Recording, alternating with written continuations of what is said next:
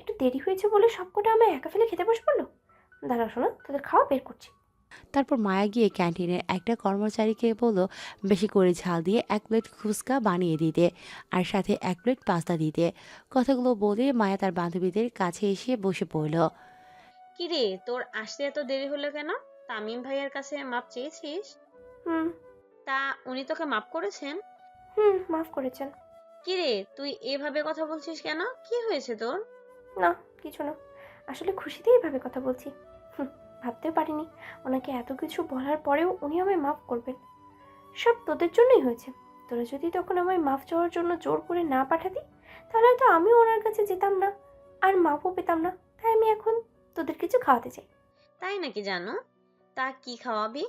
আমি যা যা খাবো অর্ডার দিয়ে আসি।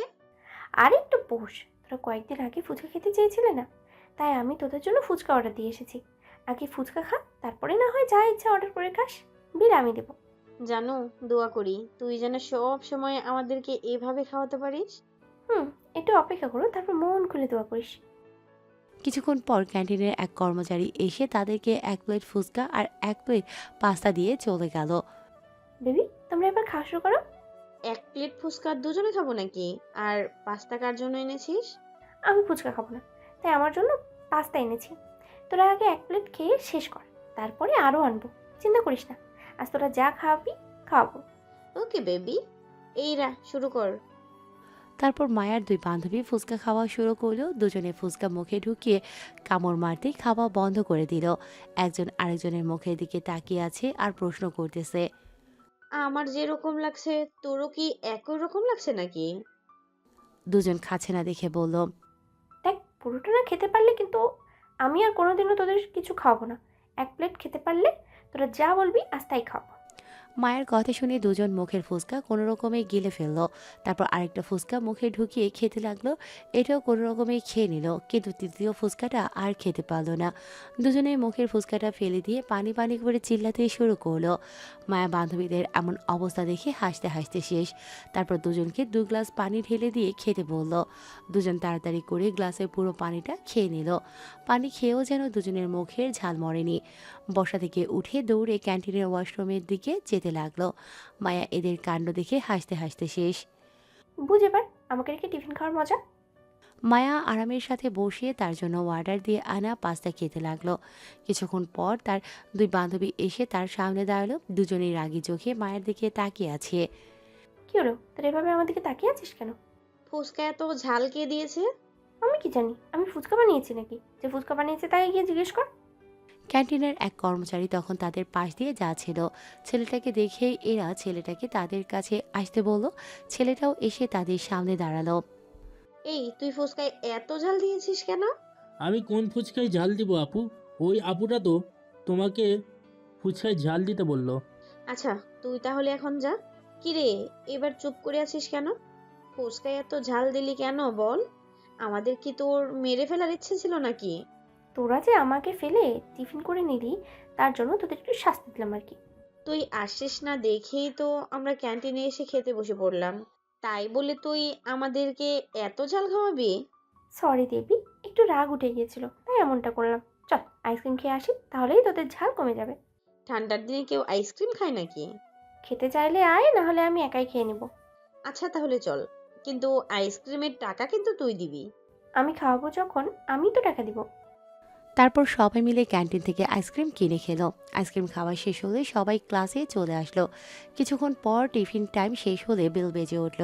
সব ছাত্রছাত্রীরা ক্লাসে আসার পর স্যারও ক্লাসে চলে আসলেন। তারপর একে একে বাকি ক্লাস করিয়ে ভার্সিটির ছুটি হয়ে গেল। মায়া তার বান্ধবীদের বিদায় করে বাসার দিকে যেতে লাগলো আর মনে মনে বলতে লাগলো। আজকে যেন তাইমের সাথে আর দেখা না হয়। কিন্তু যেটার ভয় ছিল সেটাই হলো। মাঝ রাস্তায় আসতেই সে তামিমকে তার গাড়ির ভেতরে বসিয়ে থাকতে দেখলো। মায়া তাড়াতাড়ি করে হাঁটা দিল, কিন্তু তামিমকে পাশ কাটিয়ে যেতে পারল না। তার আগেই তামিম তাকে আটকে জিজ্ঞেস করলো তার বন্ধু কোথায়। আসলে সে টিফিন টাইমের বাসায় চলে গেছে। সমস্যা নেই, তুমি গাড়িতে এসে উঠে বসো, আমি তোমার বাসায় পৌঁছে দিয়ে আসবো। না, আমি হেঁটে হেঁটেই যেতে পারবো। উঠতে বলছি না তোমাকে? মায়া তামিমের রাগ দেখে ভয়ে ভয়ে গাড়িতে উঠে বসলো। তারপর তামিম গাড়ি স্টার্ট দিয়ে মায়াকে ওর বাসার কাছে নিয়ে আসলো। মায়া গাড়ি থেকে বের হতে যাবে তখনই তামিম ওর হাত ধরে ফেলে। এতে মায়া কিছুটা ঘাবড়ে যায়। তোর ফোন নাম্বারটা দাও তো। ফোন দিয়ে কি করবেন? দিতে বলেছি, দাও। এত কথা বলছো কেন? মায়া কিছু না বলে তার ফোনটা তামিমের দিকে এগিয়ে দিল। তামিম ফোনটা নিয়ে কিছুক্ষণ কি যেন করলো, তারপর মায়ের কাছে ফোনটা দিয়ে বলল। রাতে কল দিলে কল ধরবা, কিন্তু এবার বাসায় যাও। মায়া কিছু বুঝতে না পেরে তাড়াতাড়ি করে গাড়ি থেকে বেরিয়ে বাসার ভিতরে চলে আসলো। মায়া বাসায় ঢুকে রুমে যাবে এমন সময় তার আম্মু এসে বললেন। কিরে, আজ দেখলাম একটা গাড়িতে করে আসলি, তা গাড়িটা কার? এই যা, আম্মু দেখলো কিভাবে? না মানে ওটা আসলে আমার বান্ধবীর গাড়ি। তোর তো কোনো বান্ধবীর গাড়ি আছে বলে আমায় বললি না কোনো দিন। তাহলে এটা তোর কোন বান্ধবীর গাড়ি? আছে আমার এক নতুন বান্ধবীর, কিছুদিন আগেই তার আব্বু তাকে এই গাড়িটা কিনে দিয়েছেন। ও আচ্ছা, তুই তাহলে ফ্রেশ হয়ে আয়, আমি তোর জন্য টেবিলে খাবার দিচ্ছি। মায়া আচ্ছা বলে তাড়াতাড়ি করে নিজের রুমে চলে আসলো। রুমে এসে একটা দম ছাড়লো। আজকে আম্মুর কাছে ধরা পড়েই যেতাম, কিন্তু ভাগ্যিস একটা মিথ্যা কথা বলেই বাঁচতে গেছি। তারপর মায়া ফ্রেশ হয়ে খাবার টেবিলে গিয়ে বসে খাবার খেয়ে আবার রুমে চলে আসলো। রুমে এসে বিছানায় শুয়ে শুয়ে মায়া তামিমের কথা ভাবতে লাগলো। উনি আসলে অনেক ভালো মনের মানুষ, তা না হলে ওনাকে এত মানুষের সামনে কতগুলো কথা বলার পরও আমায় কিভাবে মাফ করে দিলেন। ছেলেটাকেও মেরে অনেক ভালো কাজ করেছেন, মেয়েদেরা টিস করতে পারবে না এই ছেলে। কিন্তু উনি তো ভাবছেন আমি ওনাকে ভালোবাসি, তাই তো উনি আমায় আজ মাফ করে দিলেন। যেদিন উনি জানতে পারবেন আমি ওনাকে ভালোবাসি না, সেদিন না জানি আমার সাথে উনি কি করবেন। এরকম নানান কথা ভাবতে ভাবতে মায়া একসময় ঘুমিয়ে পড়ে। রাতের বেলা খাওয়া দাওয়া শেষ করে তামিম রুমে এসে মায়ার নাম্বারে কল দেয়। কয়েকবার রিং হওয়ার পরেও মায়া যখন কল ধরল না, তখন তার মায়ার জন্য চিন্তা হতে লাগলো। সে তাড়াতাড়ি করে মায়াকে একটা টেক্সট লিখে পাঠায়। এদিকে মায়া রাতের খাবার খেয়ে রুমে এসে ঢুকতেই দেখলো তার ফোনের স্ক্রিনে আলো জ্বলতেছে। ফোনের কাছে এসে ফোন হাতে নিয়ে দেখলো তামিমের নামে সেভ করা একটা নাম্বার থেকে অনেক কল এসেছে, সাথে একটা মেসেজও। মেসেজটা ওপেন করে মায়া পড়া শুরু করলো। মেসেজটা পড়েই মায়া বুঝতে পারলো তামিমের কলটা ধরতে পারলে অনেক ভালো হতো। ভাবতে না ভাবতেই মায়ের ফোনটা আবার বেজে ওঠে। স্ক্রিনের উপর স্পষ্ট করে তামিম নামটা ভেসে উঠেছে। হ্যালো। জান পাখি, তোমাদের বাসার ছাদ একটু আসো তো। ছাদে আসবো কেন? কারণ আমি এখন তোমাদের বাসার ছাদের দোতলায় বসে রয়েছে। তাড়াতাড়ি আসো। আসার সময় একটা চাদর নিয়ে আসো, ছাদে অনেক হিম পড়েছে। কি? আপনি এত রাতে আমাদের ছাদে, আমাদের বাসার ছাদে কি করছেন? আহ, এত কথা বলো না তো। যা বলছি তাই করো। একটা চাদর নিয়ে তাড়াতাড়ি ছাদে চলে আসো, না আসলে কিন্তু আমি তোমাদের বাসার ভিতরে চলে আসবো। এই না না, এমন করবেন না, আপনি ওখানে থাকুন, আমি এক্ষুনি আসছি। বলে কল কেটে দিল। ছাদের একপাশে দাঁড়িয়ে তামিম কাঁপছে। আর তা দেখে মায়া মিটমিট করে হাসে। হাসবে নাই বা কেন? তামিম যে একদম বাচ্চাদের মতো দাঁতে দাঁত লাগিয়ে শক্ত করে কাঁপছে, যেমনটা ছোট্ট বাচ্চারা কাঁপে। ঘর থেকে আসার সময় তামিমের জন্য একটা চাদর নিয়ে এসেছিল মায়া। সেটা তামিমকে এসে দেওয়ার পর এখন তামিম সেটা গায়ে জড়িয়ে দাঁড়িয়ে আছে। এরপরেও তামিমের উপরে মায়ার একটু রাগ হলো। একটু রাগ নিয়ে মায়া তামিমকে বলল। আপনার মাথায় কি বুদ্ধি জিনিসটা নেই নাকি? এত রাতে কেউ কি এভাবে কারোর বাসার ছাদে আসে নাকি? এসেছেন ভালো কথা, কিন্তু একটা সোয়েটার পরেও তো আসতে পারতেন। তা না, এত পাতলা একটা জামা পরে চলে এসেছেন। বাসার গেট তো তালা লাগানো, তাহলে ছাদে কিভাবে আসলেন? এই তো, ছাদের পায়ে বেয়ে বেয়ে এসেছে। কি? পাইপ বেয়ে বেয়ে এসেছেন? গাছ বেয়ে বেয়ে উঠলে মানা যেত, কিন্তু পাইপ বেয়ে বেয়ে কিভাবে উঠলেন? পাইপ বেয়ে ওঠা আমার কাছে কোনো ব্যাপারই না। ছোটবেলা আমি একটু বেশি দুষ্টুমি করতাম, তাই আব্বু মাঝে মধ্যে রাগ করে আমার বাসায় বন্দি করে রাখতেন। কিন্তু আমি বাসায় একা একা বসে থাকতে ভালো লাগতো না, তাই একদিন বাসার ছাদে উঠে পাইপ বেয়ে নিচে নেমে গেলাম। সেই থেকে আমি পাইপ বেয়ে বেয়ে উঠানামা শিখে যাই। ছোটবেলায় এখনো কিছু জিনিস আপনার মধ্যে রয়ে গেছে। কে? কিছু না। আচ্ছা এখন বলেন তো, এত রাতে আমাদের বাসার ছাদে কেন এসেছেন? তোমাকে দেখার জন্য। আমাকে দেখার জন্য মানে? প্রতিদিন ভার্সিটিতে তো দেখানি, এখন আবার দেখার জন্য এত রাতে আমাদের বাসার ছাদে আসতে হলো কেন? তোমাকে এতবার কল দিলাম, কল ধরলে না কেন? তুমি কল ধরছো না দেখে তোমার জন্য আমার চিন্তা হতে লাগলো, তাই তোমাকে দেখার জন্য তোমাদের বাসার ছাদে চলে আসলাম। মায়া তামিমের কথা শুনে হাসবে না কাঁদবে বুঝতে পারছে না, তারপরেও বলল। আরে আমি তো তখন খাবার খাচ্ছিলাম, তাই কল ধরতে পারিনি। এখানে চিন্তা করার কি আছে? আছে, অনেক কিছু আছে, তুমি বুঝবে না। আর প্রিয় মানুষের জন্য চিন্তা করবো না তো কার জন্য করবো? কে প্রিয় মানুষ? কেন, তুমি? সব সত্যি জানার পরে কি আর প্রিয় মানুষ থাকবো? কিছু বললে? না, কই কি বললাম? কিছু না, দেখছেন তো। এবার বাসায় যান। এখনো মন ভরেনি। প্লিজ এখন যান, না হলে যে কোনো সময় ছাদে কেউ চলে আসতে পারে আর এসে আমাদের দুজনকে দেখে ফেললেই কেলেঙ্কারি হয়ে যাবে। প্লিজ এখন বাসায় যান। না, আমি যাব না। এমন করছেন কেন? প্লিজ বাসায় চলে যান না প্লিজ। না। মায়া তামিমের এমন বাচ্চামি দেখে কি বলতে নিজেই বুঝতে পারছে না। কি করে এখন তামিমকে বিদায় করা যায় সেটাই দাঁড়িয়ে দাঁড়িয়ে ভাবছে। হুট করে কারো পায়ের আওয়াজ পেয়ে মায়া একটু ভয় পেয়ে গেল। কেউ একজন এখন ছাদে আসে। এখন কি করব আমি? যদি আম্মু অথবা আব্বু হয় আমাদের একসাথে দেখে ফেলে তাহলে তো আমি শেষ। এদিকে তামিম আগের জায়গাতেই দাঁড়িয়ে আছে, এক পাও নড়ছে না। হুট করে মায়া তাকে ধাক্কা দিয়ে দোলনার পেছনে ফেলে দিয়ে দোলনায় বসে পড়ল। তামিম কিছু বুঝে ওঠার আগেই মায়া ফিসফিস করে বলল, প্লিজ দোলনার পিছন থেকে বের হবেন না প্লিজ। আরে আমার আম্মুটা এ তো ঠান্ডার মধ্যে এই ছাদে কি করেছে?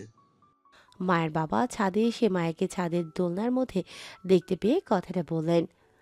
না মানে আসলে আমার এক বান্ধবী কল দিয়েছিল, কিন্তু ঘরে নেট পাচ্ছিলাম না, তাই ছাদে আসলাম। দোলনার পেছন থেকে তামিম একজন বয়স্ক লোকের গলার আওয়াজ শুনে বুঝতে পারল এটা মায়ার বাবা হবে। তাই সে দোলনার পেছনটায় লুকিয়ে রইল। দোলনার পেছনে লুকোনোর একটা জায়গা আছে। কেউ যদি দোলনায় বসে থাকে, তার পেছনে কেউ লুকিয়ে থাকলে তাহলে তাকে আর সামনে থেকে দেখা যাবে না। নেট পারছে না বলে ছাদে আসার কি প্রয়োজন? তোমার ঘরের বারান্দায় গিয়েও তো কথা বলতে পারতে। বারান্দায় তো আর নেটের সমস্যা হতো না। আসলে বারান্দার কথা মনেই ছিল না। তাহলে এখন রুমে যাও আর বারান্দায় গিয়ে কথা বলো। ছাদে বেশিক্ষণ থাকলে ঠান্ডা লেগে যাবে। আবু তুমি যাও, আমি আসছি। আর এত ঠান্ডা লাগছে না এখানে। যাচ্ছি মানে? এখনই যা বলছি। আপু এসেছি যখন কথা বলেই যাই না প্লিজ। 2 মিনিট কথা বলেই রুমে চলে যাবো, প্রমিস। তোমার যা ভালো লাগে করো, আমার কি। বলেই উনি রাগ দেখিয়ে চলে গেলেন। মায়ের বাবা চলে যাওয়ার সাথে সাথে দোলনার পেছন থেকে তামিম বের হয়ে আসলো। আমার শ্বশুরব্বু ছিলেন বুঝি? মায়া তামিমের কথা শুনে ভীষণ রাগ হলো, কিন্তু তা প্রকাশ করল না। আপনি প্লিজ এখন বাসায় যান, আমি আর এখানে থাকতে পারবো না, আমার ভীষণ ঠান্ডা লাগছে। কি? তোমার ঠান্ডা লাগছে? আগে বলবো না? আসো, আমার চাদরের ভিতরে এসে ঢুকে পড়ো। আমার ঘুম পাচ্ছে, আমি ঘুমাবো। প্লিজ আপনি এখন বাসায় যান প্লিজ। ওকে, যাচ্ছি। কিন্তু কাল একটু তাড়াতাড়ি ভার্সিটিতে চলে এসো, কেমন? আচ্ছা আসবো, এখন আপনি যান। চাদরটা কি নিয়ে যাব? মায়া কিছুক্ষণ ভেবে দেখল এভাবে পাতলা একটা কাপড় পরে গেলে নিশ্চয়ই ঠান্ডা লেগে যাবে। এর চেয়ে ভালো চাদরটা নিয়ে যাক, কাল না হয় ভার্সিটিতে গেলে আবার নিয়ে আসবে। নিয়ে যান, তবে কাল ভার্সিটিতে আসার সময় চাদরটা আবার নিয়ে আসেন। এটা কিন্তু আমার পছন্দের চাদর, কাউকে পরতে দেই না, আপনাকেই শুধু দিলাম। ওকে, নিয়ে আসবো। এখন তাহলে যাই। তারপর তামিম পাইপ বেয়ে নিচে নেমে গেল আর আস্তে আস্তে বাসার দেওয়াল টপকে চলে গেল। মায়াদের বাসাটা দ্বিতীয় তলাতে তারা ভাড়া থাকে, তাই পাইপ বেয়ে নিচে নামা খুব বেশি কঠিন একটা কাজ না। তামিম চলে যাওয়ার পর মায়াও ছাদ থেকে নেমে রুমে চলে আসলো। তারপর দরজাটা লাগিয়ে বিছানায় গিয়ে শুয়ে পড়ল। শুয়ে শুয়ে মায়া ভাবছে, ভুল করে ওনাকে প্রপোজ করাতে উনি ভেবে নিয়েছেন আমি সত্যি সত্যি ওনাকে ভালোবাসি, কিন্তু আমি তো একটা বাজে চিতার জন্য ওনাকে প্রপোজ করেছি, ভালোবাসা নয়। আর আজকে উনি যা করলেন তা কোনো ছেলেই করবে না মনে হয় না। কল ধরতে একটু দেরি হওয়াতে আমাদের পাশেই চলে এসেছেন আমাকে দেখার জন্য। এটা কি পাগলামি ছাড়া আর কিছুই বলা যায় না। না, এভাবে চলতে থাকলে আর হবে না। ওনাকে আমার সব সত্যি বলে দিতেই হবে, নাহলে উনি আমার জন্য আরও পাগলামি করতে থাকবেন। কাল ভার্সিটিতে গিয়েই ওনাকে সব সত্যি বলে দেবো, তারপর যা হবার হবে। অনেক রাত হয়ে গেছে, এবার ঘুমিয়ে পড়ি, কাল আবার ভার্সিটিতে যেতে হবে। তারপর মায়া কম্বল জড়িয়ে ঘুমিয়ে পড়ল। এদিকে তামিমও তার বাসায় এসে রুমে গিয়ে বিছানার মধ্যে শুয়ে শুয়ে মায়ের দেয়া চাদরটার দিকে তাকিয়ে আছে। মায়ে বলেছে চাদরটা তার পছন্দের চাদর, আর এটা সে কাউকে দেয় না, কিন্তু এই প্রথম আমায় দিল। মায়া মেয়েটা কি সত্যি আমায় অনেক ভালোবাসে? তামিম মায়ের চাদরটা গায়ে জড়িয়ে মায়ের কথা ভাবতে ভাবতে ঘুমের দেশে হারিয়ে যায়। সকালবেলা ঘুম থেকে উঠে ফ্রেশ হয়ে মায়া প্রথমে নাস্তা করে নিল। তারপর রুমে এসে রেডি হয়ে ভার্সিটির উদ্দেশ্যে বাসা থেকে বেরিয়ে পড়ল। কিছুক্ষণ হাঁটার পর সে ভার্সিটিতে চলে আসলো। ভার্সিটিতে এসে মায়া তামিমকে খুঁজতে লাগলো। অনেকক্ষণ খোঁজার পর সে তামিমকে না পেয়ে নিরাশ হয়ে ক্লাসের দিকে যেতে লাগলো। ক্লাসে ঢুকতে যাবে তখনই মায়া একটা ছেলের সাথে ধাক্কা খেয়ে মাটিতে পড়ে যাচ্ছিল, কিন্তু ছেলেটার সাথে সাথে মায়ের কোমরে ধরে ফেলে, যার কারণে মায়া মাটিতে পড়া থেকে বেঁচে যায়। এমন সময় হুট করে মায়াকে কে যেন টান মেরে দাঁড় করিয়ে ছেলেটার গালে ঠাস ঠাস করে 2টা চড় বসিয়ে দেয়। মায়া পাশে তাকিয়ে দেখে তামিম দাঁড়িয়ে আছে আর ছেলেটার দিকে অগ্নিদৃষ্টিতে তাকিয়ে আছে। তোর সাহস কি করে হলো আমার জান পাখির কোমরে হাত দেওয়ার? তুই কি জানিস না যে আমি ওকে ভালোবাসি? মায়া, আমি চুপ, কোনো কথা বলবি না। তোর এত সাহস হলো কি করে? আমার জান পাখির কোমরে হাত দেওয়ার? তোকে তো আমি আজ। বলে ছেলেটাকে মারতে যাবে তখনই মায়া ওর হাত ধরে ফেলে। কে জান পাখি? আর আপনি কাকে ভালোবাসেন? হ্যাঁ, তুমি জান পাখি, আর আমি তোমাকে ভালোবাসি। কিন্তু আমি আপনাকে ভালোবাসি না। বিয়ের তো প্রশ্নই ওঠে না। এখন আমি কি করব? হে উপরওয়ালা, প্লিজ আমাকে এই শয়তানের কাছ থেকে বাঁচাও। কি বললে? তুমি আবার বলো। তুমি আমাকে ভালোবাসো না? না, আমি আপনাকে ভালোবাসি না। তার মানে ওই দিন যে আমায়। ওই দিন একটি বাজি জেতার জন্য আমি একটা ছেলে খুঁজছিলাম তাকে প্রপোজ করব বলে, কিন্তু ভুল করে আমি আপনাকে প্রপোজ করে ফেলি। আমি আপনাকে ভালোবাসি না। প্লিজ আপনি এসব পাগলামি বন্ধ করেন আর আমাকে সব কিছুর জন্য মাফ করে দেন। তামিম মায়ের কথা শুনে তার পায়ের তলার মাটি সরে গেল। মায়ের কথাগুলো শুনে নিজের কানকে বিশ্বাস করতে পারছে না সে। তার মানে মায়া আমার সাথে ভালোবাসা নিয়ে মজা করছে, কিন্তু আমি তো মায়াকে মন থেকে ভালোবেসে ফেলেছি। না, আমি মায়াকে ছাড়া বাঁচব না। আমার মায়াকেই চাই। তামিমের মাথা যেন গরম হয়ে গেল মায়ের কথাগুলো শুনে। সে খপ করে মায়ের হাত চেপে ধরে আর মায়াকে পুরো ভার্সিটির সামনে টানতে টানতে ক্লাসরুমের কাছ থেকে নিয়ে যেতে লাগলো। ভার্সিটির সব ছাত্রছাত্রীরা তামিম আর মায়ের দিকে তাকিয়ে বোঝার চেষ্টা করছে কি হচ্ছে। আমাকে কোথায় নিয়ে যাচ্ছেন? ছাড়ুন আমায়, ছাড়ুন বলছি, নাহলে কিন্তু আমি চিৎকার করব। কর চিৎকার, যত পারিস তত চিৎকার কর, কিন্তু এই তামিম আহমেদের হাত থেকে তোকে কেউ বাঁচাতে আসবে না। মায়া তামিমের এমন কথা শুনে ভয়ে বাঁচাও বাঁচাও বলে চিৎকার করতে লাগলো। তামিম মায়াকে টেনে নিয়ে যেতে কষ্ট হচ্ছিল, তাই সে মায়াকে ফিল্মের ভিলনদের মতো কোলে তুলে নিল। তার নিজের গাড়ির কাছে এসে গাড়ি খুলে মায়াকে ভেতরে ঢুকিয়ে দিল, আর সেও অন্য দিক দিয়ে গাড়িতে ঢুকে পড়ল। গাড়িতে ঢুকে সে গাড়ি স্টার্ট দিয়ে ভার্সিটি থেকে বেরিয়ে আসলো। আপনি আমায় কোথায় নিয়ে যাচ্ছেন? একটু পরে বুঝতে পারবে জান পাখি, আপাতত এখন একটু ঘুমাও। বলে একটা স্প্রে মায়ার মুখে মেরে দিল। স্প্রে মুখে লাগার সাথে সাথে মায়া অজ্ঞান হয়ে সিটে পড়ে গেল। তবে মায়ার সিট বেল্ট লাগিয়ে একটা ডেভিল হাসি দিয়ে গাড়ির গতি বাড়িয়ে দিল। হুট করে চোখে পানির ছিটা লাগাতে মায়ের জ্ঞান ফিরে আসে। আস্তে আস্তে করে চোখ মেলে সামনে তাকাতেই দেখলো তামিম ওর মাথার পাশে বসে আছে আর তার দিকে তাকিয়ে ডেভিল হাসি হাসে। তামিমকে সামনে দেখিয়ে মায়া এক লাফে বিছানা থেকে উঠে একটু দূরে গিয়ে দাঁড়ায়। মায়া চারপাশে তাকিয়ে দেখল সে এখন যে রুমের মধ্যে আছে সে রুমটা অনেক গোছানো। ভালো করে খেয়াল করে দেখলো এটা সেই রুম যে রুমে মায়াকে কিছুদিন আগে কিডন্যাপ করে আনার পর রাতে শুতে দেওয়া হয়েছিল। তার মানে আমাকে আজকেও আবার ওই একই জায়গায় নিয়ে আসা হয়েছে, কিন্তু কেন? উনি আমার সাথে উল্টাপাল্টা কিছু করতে চাইছেন না তো? ভাবতেই ভয়ে মায়ার গলা শুকিয়ে গেল। কি হলো জান পাখি, এভাবে উঠে পড়লে কেন? আমি এখন কোথায় আছি? আমাকে কোথায় নিয়ে এসেছেন আপনি? সেটা তোমার না জানলেও চলবে, তবে এখানে থাকতে তোমার কোনো সমস্যা হবে না জান পাখি। আমাকে এখানে কেন নিয়ে এসেছেন আপনি? কি করতে চাইছেন আপনি আমার সাথে? তোমাকে সারা জীবনের জন্য নিজের করতে চাই, তাই তোমাকে আজ বিয়ে করার জন্য এখানে নিয়ে এসছি। মায়া তামিমের কথা শুনে যেন তার মাথায় আকাশ ভেঙে পড়ল। নিজের কানকে বিশ্বাস করতে পারছে না যে সে কি শুনেছে। মুখ থেকে কোনো কথাও বের হচ্ছে না, তবুও অনেক কষ্টে কাঁপা কাঁপা গলায় বলল, মানে? মানে খুব সোজা, তুমি তোমায় ভালোবাসো না, কিন্তু আমি তোমায় ঠিক মন থেকে ভালোবাসি। আর তোমাকে সারা জীবনের জন্য নিজের করে নিতে আমার এটাই রাস্তাটা বেছে নিতে হয়েছে। সেটা হলো তোমায় বিয়ে করে সারা জীবনের জন্য নিজের করে নেয়া। মায়া তামিমের কথাগুলো শুনে যেন তার পুরো দুনিয়া উলটপালট হয়ে গেছে। এখন তার কি করা উচিত সে কিছুই বুঝে উঠতে পারছে না। আচ্ছা জান পাখি, তুমি থাকো, আমি একটু পরে আসছি। বলে রুম থেকে চলে গেল। তামিম চলে যাওয়ার পর মায়া ধপাস করে বিছানায় বসে পড়ল। বসে বসে তামিমের বলা কথাগুলো ভেবে যাচ্ছে। তার এখন এই মুহূর্তে কি করা উচিত সে কিছুতেই ভেবে পাচ্ছে না। না, আমি কিছুতেই ওনাকে বিয়ে করবো না।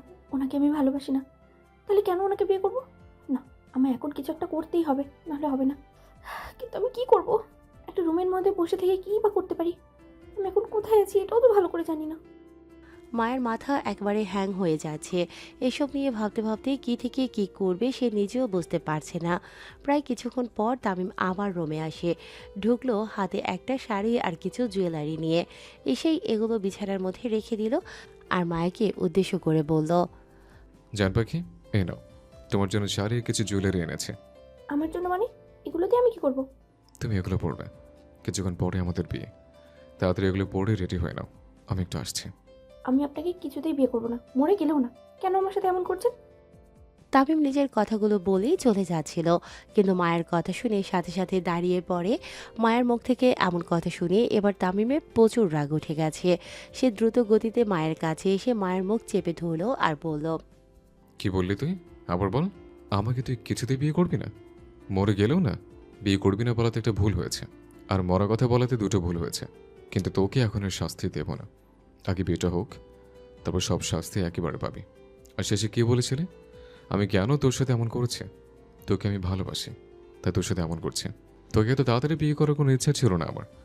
ভেবেছিলাম পড়াশোনা শেষ করার আগ পর্যন্ত তোর সাথে প্রেম করব, তোকে ভালো করে বুঝবো, কিন্তু তা আর হলো না।